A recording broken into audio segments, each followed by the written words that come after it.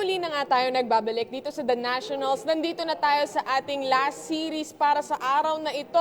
And again, this is Conference 2 para sa ating Mobile Legends Bang Bang dito sa The Nationals. My name is Eliza Taylor at ako nga ang inyong courtside reporter. Ang matchup na ito sa mga kaka-tune in lang is between Signal Ultra Warriors versus BREN E-Pro. And nakausap ko kanina si Coach Blovzy ng ating Signal Ultra Warriors at tinanong ko ang kanilang mga plano kung paano ba sila mag-a-advance at makaka-move forward at makakakuha pa ng mga points para makahabol sa ating leaderboards. At ang sabi niya, they are working on sa kanilang communication and early aggression towards early games nga, no? And gusto nila natatapos agad itong mga matches natin. Tingnan natin kung mag-workout ba ito dahil sabi nila, with BREN E-Pro, meron daw silang pocket strat na hinanda para sa team na ito. And for the next game din, mag-a-adjust din daw sila sa kanilang drafting para lang makapag-adjust dito sa BREN E-Pro is na nasa momentum ngayon dahil kakapanalo lang nila kanina against Happy Feet Emperors. Now with the BREN and their momentum, magko-continue ba ito para sa BREN E-Pro o masastop ng ating Signal Ultra Warriors at magiging comeback kings ulit sila? Malalaman natin yan with our first game, kaya ipapasa ko na kayo sa ating mga shoutcasters. Seiya and Leo, ano ang predictions nyo? Eliza, I predict that this matchup is going to be great. Yun na lang. Yeah. Ayoko magsabi ng... Pero ako meron eh. May masasabi ako. Wait lang. Ayoko magsabi ng numero. Ayoko magsabing 2-1, 2-0. You know, wait lang. You seem to have an idea. You seem to have a prediction already. Prediction in terms of team. Pero numbers, hindi rin ako magsasabi. Right? It's so hard. It's so hard. It's very hard. These teams are amazing. They're so good at what they do. And looking at it right now, despite the way that they're positioned in our league, based on their points, kahit na medyo sabihin nating nalalayo sila, you know, there is a team or two between these two giants in the ML community. Tinan mo naman, 46% win rate on BREN, 40 on the side of Signal. Hindi nakakalayo. KDA is really close. Yes. Their net worth, it seems like the Warriors can farm a little bit more. Gold per minute, though. It seems like BREN has it covered, and they just want to finish games much faster, and they're able to do that here. And of course, let's talk about the steals. They're capable of actually stealing objectives on the map. Definitely. The thing about BREN E-Pro and Signal Ultra Warriors is that they are both in the opposite side of the magnet. BREN E-Pro here has a good early aggression into the early games, while Signal Ultra Warriors has this very nice catch-up when it comes to having comebacks. And of course, for the player comparison, it's going to be BREN's JP as their marksman. Of course, the same role for the Warriors. It's going to be few in it. And for BREN, we can see that JP is usually using the carry, the Granger, and the Lunox. For the side of few, it's Kimmy, Bruno, and similar to JP, it's the Granger. Okay, what's interesting about JP here is he's more of a snowball type of marksman core player. Yes. Diba? Because, again, you see, he got the carry down, he's got the Granger, meron din siyang Lunox, meron din siyang Gushon, meron din siyang Harith, kung kailangan. But on the other side, though, it's Few. Yes. Few here is the core extraordinaire. Diba? Kilala natin siya para sa kanyang marksman, sure, but he's also known for that deadly Selena. So medyo pareho sila na meron silang pocket mages na pag linabas mo, okay, I gotta keep my guard up. And again, if you're gonna be looking at net worth for their whole team or for their individual play styles, they, sabihin natin, pinupull nila yung average eh. These two players, for their respective teams, are able to farm and carry games out of nowhere. Yes, and like what I said nga kanina, the good thing about these two is they're very opposite. Kung si BREN napakagaling pagdating ng early phases ng game natin, Signal Ultra Warriors can actually back that up by them going and having a comeback when it comes to the late game. So this is a very interesting game. Gaya nga nasabi natin kasi both teams can be very unpredictable at any time. But with that being said, Leo, we are already on to our drafting phase for the first game of the last match of the day between BREN E-Pro in the blue side and Signal Ultra Warriors on the red. Let's get it. Mga kaibigan, it's E-Pro who is gonna be picking first. Raflesia just staring blankly into space, as well as Rebo. I am curious as to what's going on in their minds. Back to the game. Ito. Okay, so first pick, E-Pro. Sasagot ang Warriors. The strength of the first pick here is they're able to dictate the pace. Yes. Kasi pag may pinili silang first pick na hindi kayang sagutin ng Warriors, which I doubt because, as mentioned by Eliza earlier, Your merong team pocket is strategy back. daw dito si Coach Bluff Z. Yes. I'm guessing that that's going to be something that ePro should be aware of. But again, these are the Warriors we're talking about. Yes. If that pocket strategy is going to be coming into play in Game 1, first, dito lang ilalabas agad yung mga baraha.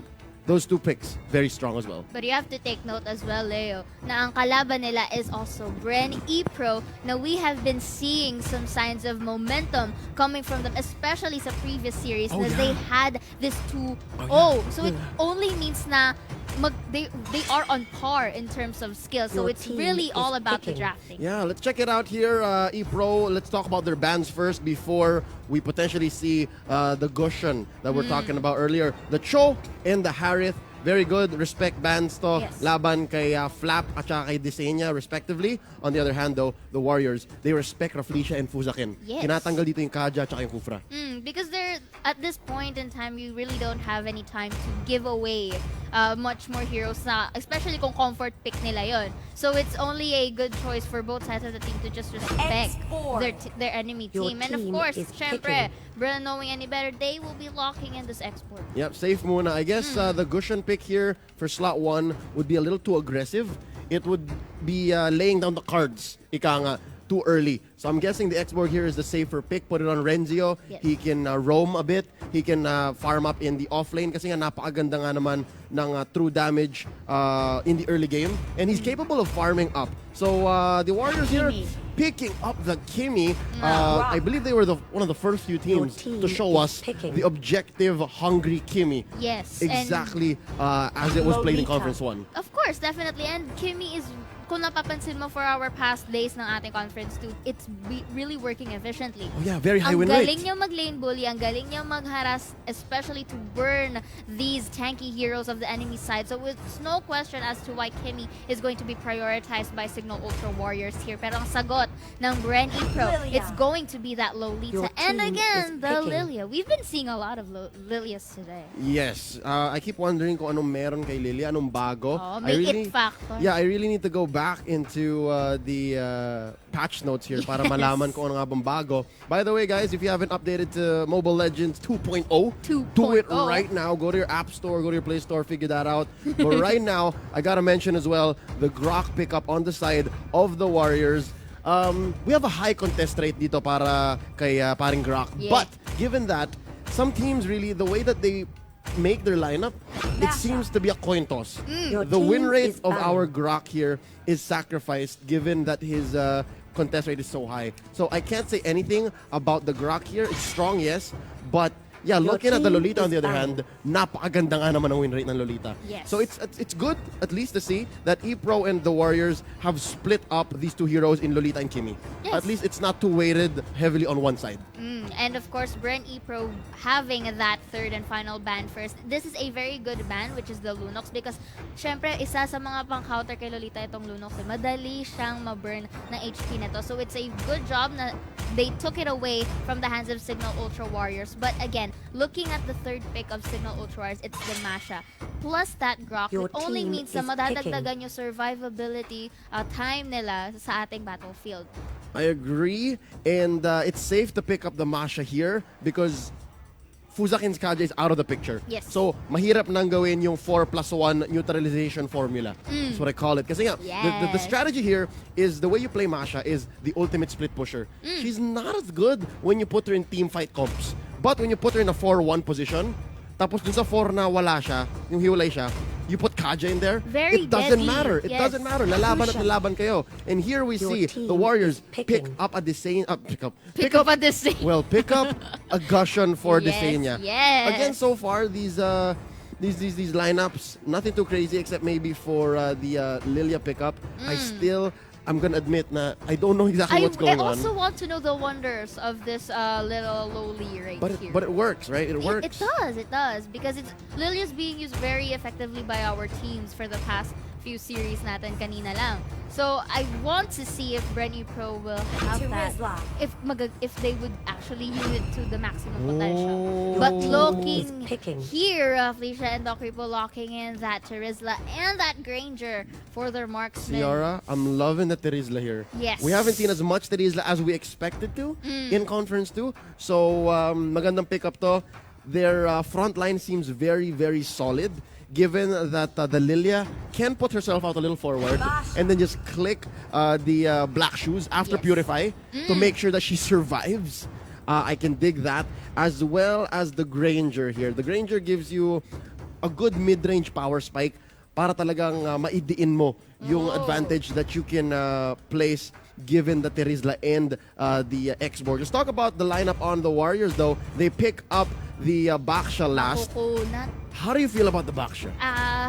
It's very, to me, Baksha is a very good tank support. Especially, syempre, he leaves trails that can give you damage. Yeah. So for me, it's a good pick against this Terizla for me, in my opinion. Kasi Against the Terizla? Yeah, Okay. to me. Because kung napapansin mo kasi dito sa overall draft ng Signal Ultra Wars, they're really focused on surviving more. Hindi lang sila focused dun with the damage of the Kimi, with the Masha, lalo na kapag it's very efficient if Masha is really neglected by the side of BREN Pro. Pero looking here, makikita pa rin natin if they will be able to pull this out as we get into the Land of Dawn for our first game of our final match between BREN Pro and Signal Ultra Wars. Nagsimula ng El Clasico, mga kaibigan. Let's introduce our teams here. It's BREN Pro on the blue side, Fuzaken as the X-Borg, Renzio as our Terizla, JP as the Lily of Rafflesia on that Lolita, and Doc Ribo as the Granger. For the side of Signal Ultra Warriors, we have Desanya for Gushon, Few for Kimi, Tets as Baksha,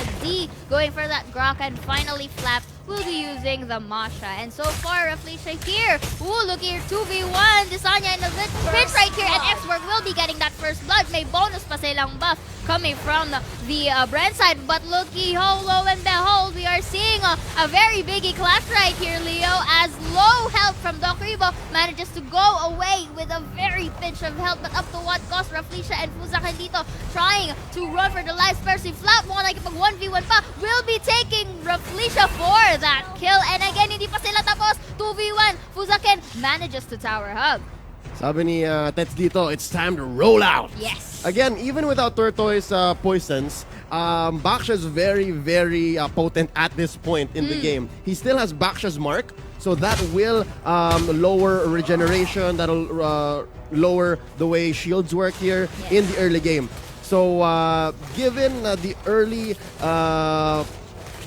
focus na ginagawa ng BREN Pro dito, the Baksha seems to be the perfect pick. Oh, definitely. But looking here, right, tamang poke lang here. Oh, but D with a very low pick of health. Ito si X-Borg, tamang poke lang and harass. But makakaabot pa ba siya dito? Will he able to tower? Yes, maabot pa siya because Flap is there, ready to respo when he is in need. But looking at the position, transitioning to the turtle, and Flap here, tamang face check. But there are 3 members of BREN Pro, take note. But looking again, Tets and Few naka-standby lang for a potential contest. Okay, interesting that Few here is already level 4, so he does have access to maximum charge as well as that buff. But it looks like they are going to go for the steal and fail. Doc Ribo gets the turtle there. JP taking out Desanya. Desanya was caught out. Sabi niya, wait lang, I need to wait for my combo. And he pulled the trigger a little too late, could not get the incandescence out. Charging up the Numinum Blast. Tats is going to receive it, but he is going to be in Tortoise form and miss out nonetheless. Maximum charge to push people away. Kaso Doc Ribo yata to, and he does have more than half of health. And again, looking from the switch of the camera, we almost saw another potential pick-off there. Luckily, Grok, being a tanky hero as he is, manages to go away, but in exchange, again, buff for the side of BREN Pro. Check this out, Seiya. It's actually Fuzakin right now on the X-Borg. I know I read their names out, pero hindi lang nag-register sa utak ko. It's Renzio on the Terizla and Fuzakin right now on the X-Borg. So you can expect this to be a support/roaming X-Borg. And true enough, that is what's happening. Penalty zone right now being used, as well as Last Insanity for again, a false engage. Yes, pero it's better than to just, okay lang na mag-risk ka ng ults. Kasi may cooldown naman eh. But the thing is, you can't really afford your enemy to get as much buff as they can. And a looky here, Desanya, tamang alis lang doon. But dito naman sa ating bot, Tets with a little break of health. But few trying to actually burn the HP from the Fleece right here. Pero good thing, Desanya dito, tamang abang lang. And 4 people of Signal Ultra Warriors are in the bottom side of the lane. Which means this can be a good potential pickoff. But pwedeng i-take advantage ng BREN ePro to as they push the other lane. Yep, that's true. Given that the poisons has already been committed, as well walang wild charge, they all just came up now. So sayang yung push nila sa Yes, baba. Sayang yung sayang. rotation ng mga tanke doon. But it's fine, they can convert elsewhere. Let's see here, few on that Kimmy doing so much work. Here comes the arrival play. Right now, Renzio coming in. Resurrecting soon. Rookie here so far, hindi magkakaroon ng teamfight anytime soon because right on time, Signal Ultra Warriors was able to tower hug. But again, with that many people on BREN ePro transitioning to the turtle side, habang nag-1v1 ang dalawa doon, makikita natin dito, we will see a potential contest here. But maaagaw ng Kuya Mogushan right here, but the last insanity will be used by Xborg, will be having another pick-off. And again, Numenon Blast, makukuha ang dalawa, and Granger will be having a kill, pero hindi pa sila tapos. Magpe-flicker si Few in time to actually go for that tower. Okay, Few was lucky enough to get himself out of there and Yes. save his behind.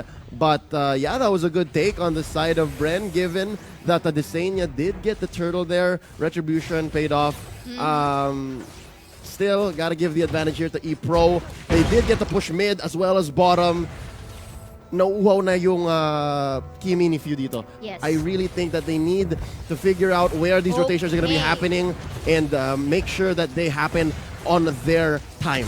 Okay, so nakikita natin dito 2v1 here onto the top side. Flap with a very low brink of health, and Lilia goes for the kill with the help of Renjo's response. And again, this is also a good tower take for them. Pero si Desanya won't be able to make it in time here, and he is forced to back away, just getting that remaining resources. But here, Numenon Blast, tatama sa tatlo, makakakuha ng isa at hindi pa sila tapos. Ladies and gents, Xborg goes onto the sidelines to get one more kill, but that's not going to be the end of this potential pickup. Arrival, nakita natin doon sa remaining big minion on their side. Oh, nasta ng Kuya Mogushan to Rizzo with that kill. And again, Raflesia just going in, recalling because okay lang na kahit siya makakuha ng damages so long as makapag-pick off ang kailangan mag-pick off. There you go, ladies and gentlemen. 2-man penalty zone being laid out by Renzio there. And of course, now rotating up to the top lane here. D facing off against 3 members of BREN ePro. I got a note here. Doc Ribo just picked up his Blade of Despair. Yes. So may sad sword na si Doc Okay. Ribo mo dito. Blast Insanity being committed here by Fuzaken. Big fight happening up top. And Numenon Blast, makakahuli ng dalawa. Granger going for that free hit, and then hindi pa siya tapos. Magdo-double kill. Hindi nga pa ko pinapatapos. Mag-triple kill agad. And again, transitioning from the top onto the middle. Again, going into the turtle. Pero dito si Renjo, very good job in actually keeping away Flap here. And even though we said kanina na kaya niya mag-isa, but up to what extent? Because the Teresa, nakikita natin yung magandang penalty zones niya. Good enough to delay Flap to not respond to the teammates. Here we see Renzio's Teresa doing work. It has to be mentioned here na kahit na sabihin natin nerf ng konti yung body of Smith from the patch like a month ago, it's still very good. It's still Very damage effective, reduction. yes. It's still damage reduction. He takes that turret all by himself up top as well. BREN ePro, napabagsak nila yung torre doon. And ladies and gentlemen, the Warriors are down to their high ground turrets. Yes. It's down to their base. So just a few moments from now, kakatok na ang ePro. The map is blue. Yes, and of course, kakatok nga gaya na sabi mo because the Granger has that Bloodlust Axe. Also, that Lolita with the Shadows. Just look at that beautiful damage coming from Doc Ribo. Ang sakit na pa-force silang mag-back sa kanilang base right here. And BREN ePro doing a good job applying pressure to multiple lanes right here. And again, Numenon Blast, may mahuhuli? Wala, but it's okay. It's good enough to actually get back and push away the members of Signal Ultra Warriors, but up to what cost? Yep, do note that penalty zone is still up as well, last insanity. So Fuzaken can pull the trigger here at any given moment. Poisons and Wild Charger still up too. Pati yung full combo ni Desenia. So that's something that we've been missing. We haven't Yes. really seen Desenia go off. We've seen him get a kill here or there, but it really has always been him getting caught out, face checked into. And there's really not much here. Luminum Blast being charged underneath the turret, missing out. Pumpkin hitting nothing but air. Flap running away, but the Sonata has been committed, mga kaibigan. Down he goes. Rebo gets the kill, point blank range. Oh, beautiful. At dahil nga kulang na ng isang member ang Signal Ultra Warriors, this is a good opportunity for them to actually have a potential team fight. But looking here, Grok in the middle side of the lane, nasa may backside, potentially trying to push the tower. But of course, numbers do matter as Lolita here just shoves him away para makapag-back siya. And the other two damage dealers of BREN ePro getting the Lord probably uncontested. Uncontested indeed, because the Grok here, even though that he is a tanky, the Granger has that damage that can actually burn his HP. Yep, and it looks like kailangan ng umuwi dito ni Kuya Mo D. He took Okay. too much damage there. Tets here just rolling. And he is gonna get caught out there by Raflesia. They are gonna have to play footsies around the jungle here. This is very hard for the side of the Warriors, given that one, they can be choked out. Ang ganda masyado ng rotations dito ng BREN. They know where to check. They know where to look, and they know where to, intercept the Warriors.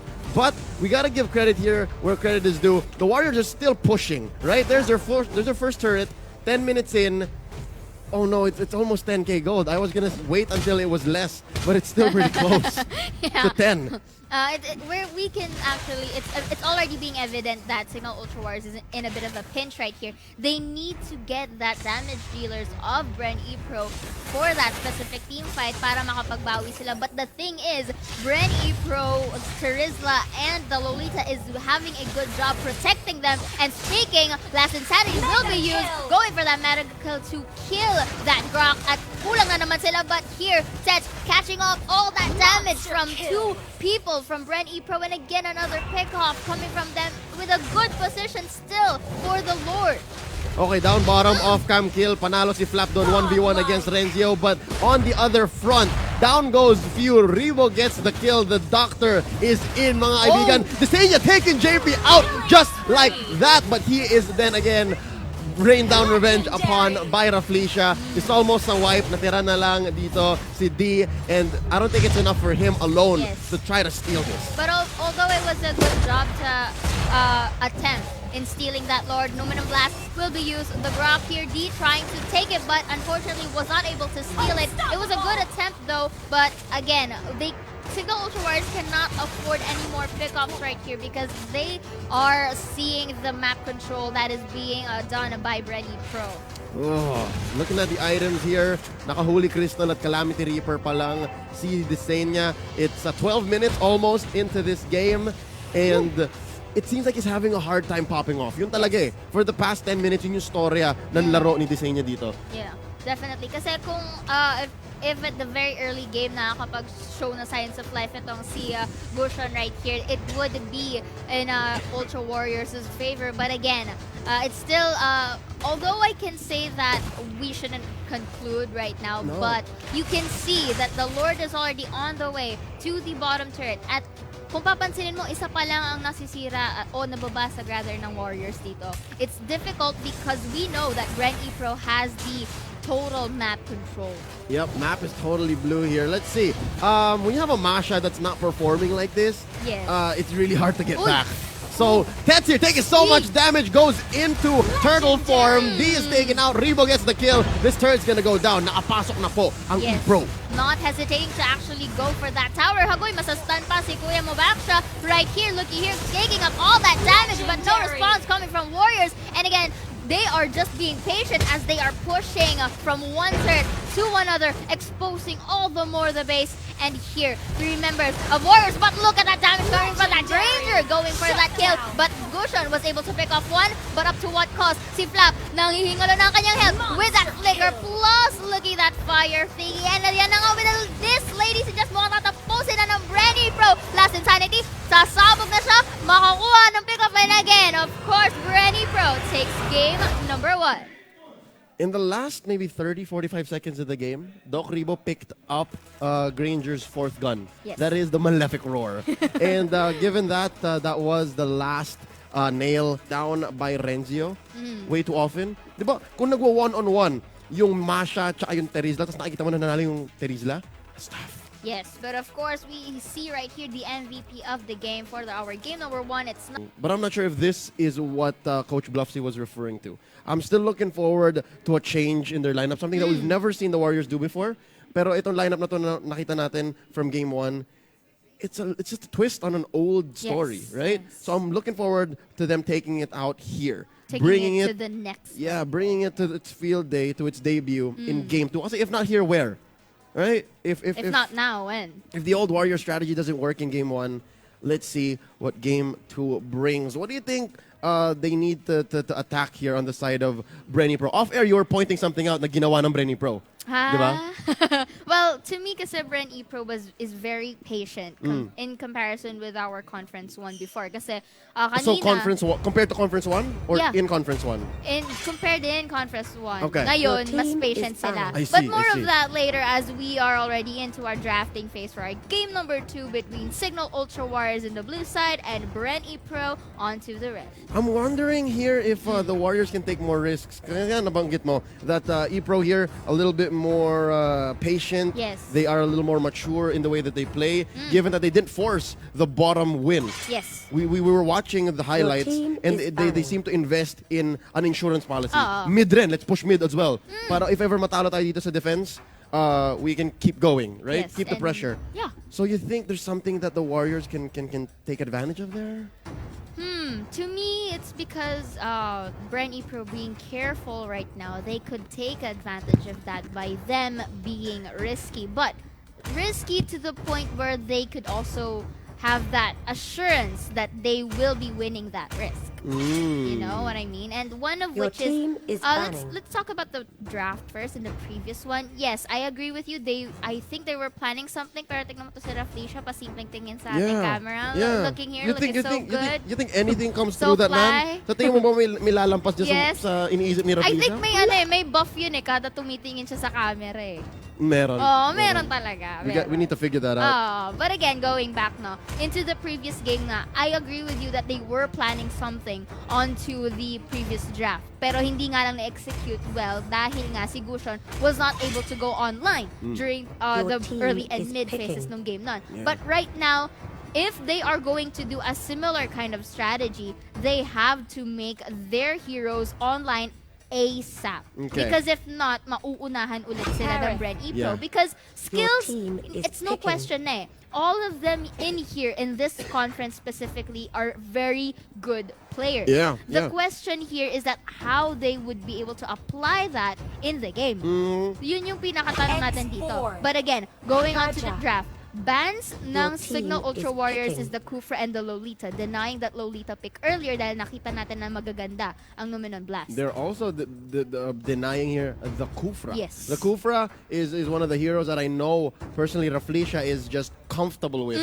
Yung paglalaro ni Rafleisha ng Kufra, parang humihinga na lang siya eh. Right? That's exactly how that is. But on the other side, let's look at E-Pro taking out Fuse, Kimmy, and as well Desenia's Lilia. So they're respecting the potential for those glooming bursts. But as we mentioned here, Desenia successfully getting himself the Harith. Sa kabila naman yung E-Pro. Oo. They're giving Fuzakin the Kaja. Yes. As well as Renzio's X-Board. But for the side of Signal Ultra Warriors, they also gave away the Chu for Flap. Okay, so far, this looks like good old reliable Your for team the is Warriors, right? Yes, yes. It's the Harith, it's the Cho, it's the Grok, BREN Pro picking up here the Hylos. Medyo new meta yata ang gustong dalhin dito ng E-Pro. They want to play with the zoning. They want to play with the potential for, let's say, multiple engages on different fronts on the map. Maybe they'll consider here a Masha. Kasi nga, the Kaja and the Masha, they're good together. Yeah. They're able to make math equations that don't make sense. But let's see. Second banning phase dito mga Your kaibigan. team The is Lunox banning. taken out here given that JP has no hero just yet. Ano naman sabihin ng E-Pro dito? Ano sagot nila? Well, of course, we've seen from the very first 3 picks ng BREN Pro, they already have the Initiators, the Chargers, and of course, the tank, which is the Hylos. So, kulang na lang din kasi ng BREN Pro dito are the core damagers, which is the mage and potentially marksman. Depende kung magkakaroon ba sila na experiment dito na Your double team mage or is double picking. marksman. But of course, either which, they need a core damager. Uy, Okay. I like this. tamang hover lang muna ng Layla. No. Hindi pa final. Mga pick. asar lang sila. Hover lang. I like the Valier ban here. Yes. Given that those torrents could stop the charge from the E-Pro lineup. Anong kwenta nung Last Insanity, nung Flicker DJ, nung Glorious Pathway when Hylos charges in?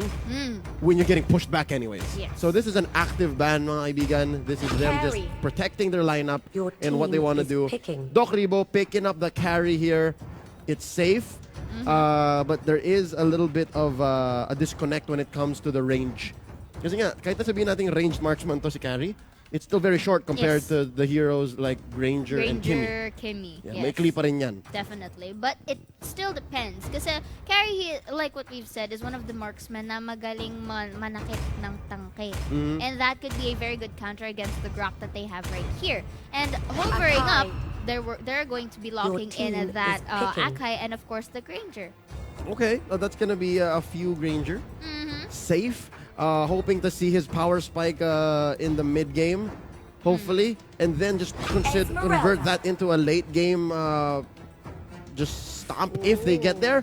But yeah, ang huling pinili dito ng E-Pro is the Esmeralda. How are you feeling about this lineup? I'm feeling good about this lineup. You like the Kuya. Esmeralda? I like this one because if you think about it that way, Esmeralda, Falling Star Moon, plus this X-Borg's Last Insanity, bada bing, bada boom. Wala Got silang yourself. takas, no? Yes. Yeah, they'll catch meron you. pang Glorious Pathway Yeah, tong no. si Hylos. I feel like that's the start. That's the Oo, initiate. yes. Yeah, they'll say, dito yung laban. Ay, hindi. Okay, we'll catch you where you are. Diba? All right. Told ya. Okay. Our predictions. Oh, Based no. from the draft. I don't know. I'd hate to call it. Okay, you know what? This is going against what my heart wants. Okay. But I think E-Pro's got this in the bag. I All think it's right. going to be a 2-0. But yeah, let it be said here that I want to see the El Clasico. Yes. I want it to go all 3 games kasi ito talaga alam kong ilalabas pa ng Warriors. But what do you think? Well, it's in my uniform today. I mean, okay, no bias. You agree? No. For the drafting phase, I agree with you, E-Pro. But again, we will be seeing that into our game number 2 between Signal Ultra Warriors and BREN E-Pro. Let's have a quick lineup. Yep, on the side of the Warriors, this is do or die for them. It's Desenia on that Harris. Few as the Granger, si Tets ang ating Akai. D on that Grok and Flap as the choke. For the side of BREN E-Pro, pero hold up, we can see Desanya with a very low HP going to force that tower hug right here onto safety, but more members of BREN E-Pro just taking away this buff from that Harris para magandang strategy yan para mag-up ang kuya mo Harris. Yep. Going back to the lineup right here for the side of BREN E-Pro, Fuzaken with the high-lows, JP, Esmeralda, Renjo for that X-Borg, Doc, Ribo as the carry, and finally Raflisha for his Kaja. And again, Whoa, wait. looky here. Looks like pareha silang magpapatintero ng buff. Yeah, wait a minute. No. This is actually a plus for E-Pro. Oh, Kasi really? nanakawan na Yeah. ng yung mommy and baby buff, Mommy and right? baby buff, Yeah, yes. nanakawan na ang Warriors. So, they're down about 300, 400 gold. But that, given, there's something that I noticed, nagpalit. It's actually Fuzaken on the Hylos and Raflisha on the Kaja. Switchy. Yeah. The Okay, main interesting. switchy. I want to see how this goes through. But that Okay. aside, everything on the side of E-Pro is as normal.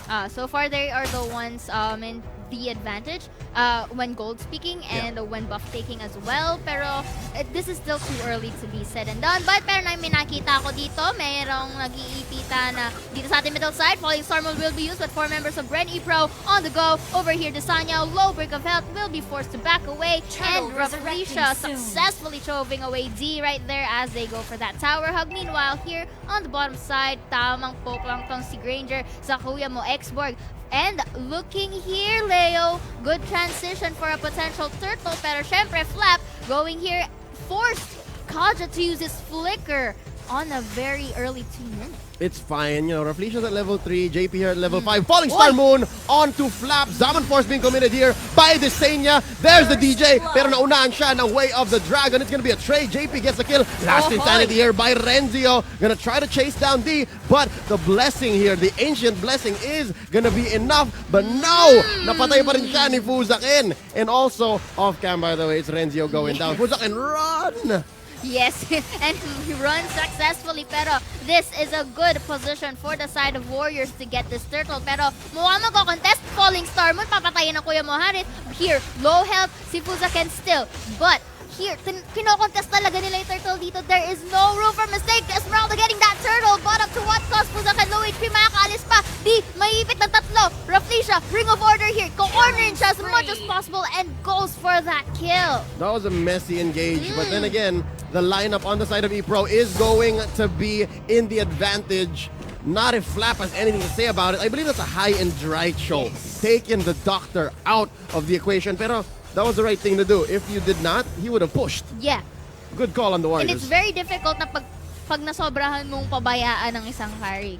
That not only will you give her the space, but also the time to slowly scale. And take note, kahit 3 minutes pa lang yan, it can be a big difference kapag hindi pa niya na-pick off yun. But again, going back right here, si D, tamang face check lang. At nakikita niya doon si X-Borg and the gang getting their respective buffs right here. Pero nagpakita na siya. And looking here, that wall, good enough para hindi siya masugod kaagad. Yep, it's Stetson D. The tag team Barako Boys waiting. Hoy. And there's a kick by Flap. Diyan ka muna, Tuwa Fuza. muna.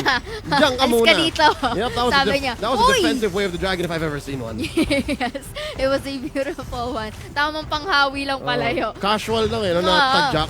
Okay, going back. In a knock up, si Fuzakan right here. Desanya onto the back lines right here. More members are coming. Doing for Falling Star will be used para mapatay si Harriet para hindi magamit ang kanyang Zaman Force. Last Insanity will be popped, but no one will be picked off. D slowly trying to go back to that middle turret. Impressive defensive Guardians barrier there by D, saving himself from 2 other members. Kahit na nandun sa kabila si JP, alam niyang safe na siya. Yes. Nothing is gonna stop him given Ancient Blessings movement speed buff and of course the armor safety from CC.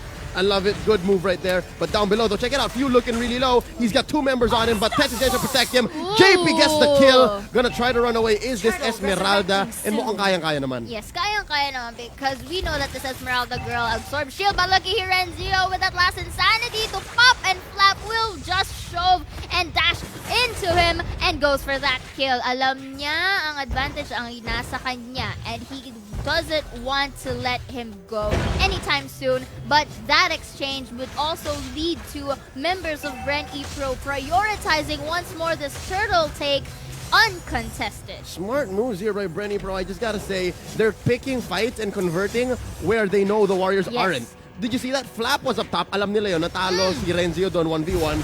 And down below as well, it's a 2-man coalition. But they're also taking turtle and of course converting to mid. Fuzakan getting hit here by the Hurricane Dance despite the glorious pathway. But then again, Few looking really low. It was a good job that they managed to contain Hylos into that tower para may additional damage din. Oh, si Flap kamunti ka nang makuha ni Doc Ribo doon. Buti na nakapag-back in time right here.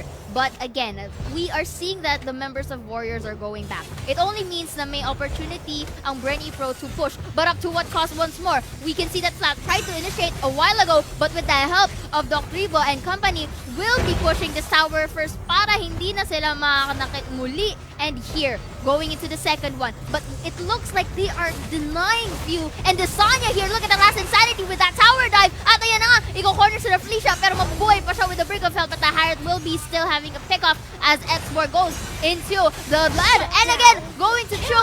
Makakapag 2 kills pa siya dito and Carry will be free hitting the members of Warriors. Up to what cost? Fuzakan dito, tinatry habulin pero sinuslow siya. And with the Brick of Health, Desanya here can still pull it through. Pero si Flap ang nag-contain sa kanya into his misery. Okay, I believe that the Warriors won that on like a macro scale. Yes. Kasi ang ganda naman ng pick-off nila eh. Fuzakan, JP, Rafflesia, I believe, dropped there as well. They managed to close in that gold gap early. They were able to trade there very well, and if it wasn't for Doc Ribos shadow step out, muntik na siya eh. Natrap na siya ng Guardians barrier, and I really like how the Warriors are coming back here. Again, this is a much closer game than game 1, ladies and gentlemen. 8-10 currently, 2,000 gold lead on the side of ePro, and of course, the Warriors are able to push now up top. And they just need to get maybe 1 or 2 more conversions here for them to really be back in the game. truly. And again, Glorious Pathway will be used. And carry, look at that. Beautiful damage coming from her. Ibig sabihin, wala na si Flap. This is a good opportunity now for that turtle take. But again, D, tamang face check lang dito para ma-reset ang turtle. It was a good job from her to delay time. But here, 3 members ng Signal Ultra Warriors nasa gitna. Si Fuzaken, still a good job in delaying them. Oh, look at that Divine Judgment and Falling Star Moon para mawala si Granger sa mapa. And again, carry, nakikita na natin na nag-o-online siya with that damage. Tamang push away lang, pabalik sa kanila. And again, nang dahil nga natulak, palayo, nakuha nila ang turtle plus X-Borg here applying pressure as he split pushes bot. Look at the space made there by Renzio. He baited out Desenia to try and get him, using that last insanity as a defense mechanism to escape, using it as mobility. Here comes JP with the Falling Star Moon, catching off Flap. And then, ladies and gentlemen, conversion lang na naman ito into another turret. Down mid, it's taken. Look at that shield. Fuzaken just waiting. Look at Fuzaken just waiting here. Oh, tamang waiting game Meron lang. siyang glorious pathway. Oo. Just a Online note. pa yan. Oo. Ibig sabihin, marami pa silang skills up their sleeves, good enough to pressure the members of Signal Ultra Warriors right here. But then again, he has no mana though. Yeah, they have no mana, but still, this won't stop BREN from giving the pressure since nakita naman na natin na they're already down to one more outside turret. Pag nasira pa nila yung sa top, ang natitira na lang na doon sa kanilang base. So ibig sabihin, BREN has more space onto the map to get resources at ang tanging resources na napapasok sa Warriors ay yung minions na dumarating. Yep, they'll be able to choke out the Warriors, and that seems to be the story of this game. 9 minutes in, ladies and gentlemen. BREN knocking up top. Ooh. And I need to see Rebo's items. Rebo Yes. just picked up his Raptor Machete, but I wonder what else he's building. I think he has the golden staff on its way, if I'm not mistaken. Pero we will see. Again, si Fuzaken dito, kahit walang mana, tamang tambay lang dito para may potential na kumuha sa kanya. Pero syempre, knowing any better that he's a tank. Oh, looky here, D will be getting and absorbing that hit. Oh, now, nakita mo yung Divine Judgment na yun from that Kaja to get that show. And X-Borg with the last insanity. Carry plus that free hit para napakagandang free fight coming from the BREN right here. And of course, dahil nawala ang tatlo sa mapa, kukunin na nila ang turret push. But again, Arrival was used just enough to delay time, but up to what cost? Grok and Granger are the ones remaining onto the map. And we will see right here, the wall is used para mawala sila Gano and to delay the time para hindi ma-push ang base. But here, look at that Divine Judgment. Beautiful from the Kaja and that Falling Star Moon for Esmeralda to get into that kill. And again, no choice si Grok dito para kundi tanggapin ang damage. And then Hurricane Dance para ma-shove sila away. But up to what cost? The minions are here. Tet's on low HP. Desanya just taking all of that damage from the carry. Fuzaken, low health, but doesn't matter. Look at that Falling Star for Esmeralda. And ladies and gents, game number 2 goes to BREN And in record time. Not wasting any moments here. BREN committed everything. Glorious Pathway. Kahit na nag-Hurricane Dance pa dito ang Signal Ultra Warriors, they could only be pushed back, but they cannot be stopped. Yes. Ladies and gentlemen, it's a 2-0. ePro are going to be taking this series just like that. You can delay, but you cannot make them go away. Yeah, I can only feel for the Warriors. I'm wondering what's going on in their minds. But ladies and gentlemen, this is game 2 in a best of 3 by the numbers. JP sitting at 10.3 points, 9, 1, and 4. And yeah, Renzio here, the lowest for the side of ePro. He's a role player, tried to make some space, used Last Insanity as a defense mechanism, as mobility as he needed. And on the side of the Warriors, this is a very...